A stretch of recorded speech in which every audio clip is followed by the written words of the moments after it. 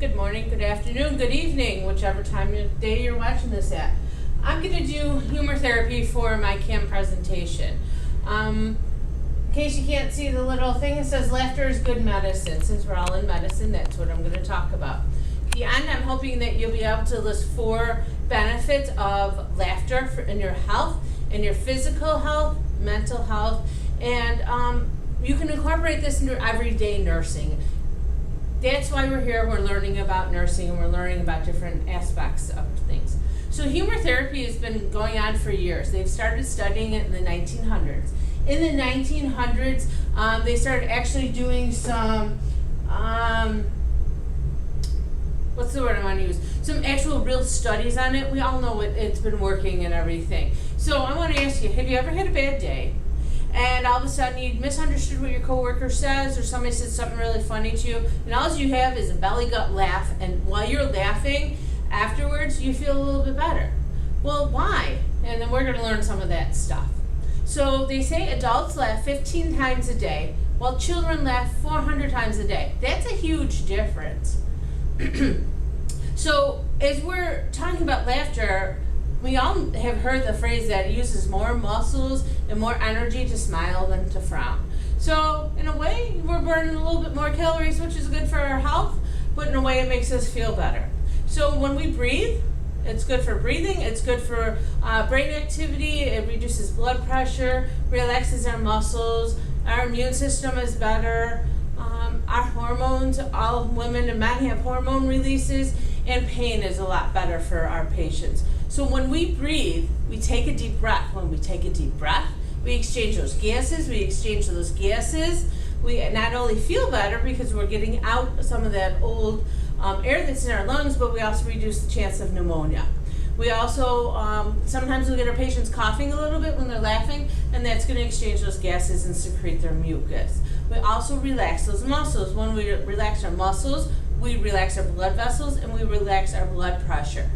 So some of our patients that have really high blood pressure, just a laugh might be able to bring it down. Brain activity. We use our brain a lot more when we laugh, okay? When we laugh, we release endorphins, and when we do, we actually feel better. And when we feel better, our immune system goes up. We release some T cells. We also activate those T cells, which help with our infection and help us fight off infection. They say happy people have less sickness, less colds, less pneumonia. So hopefully that's a good thing, because nobody likes to be sick. Our patients are also in pain, and there have been studies done that when we laugh and we reduce our, relax our muscles, our tension and everything, we require less pain medicine.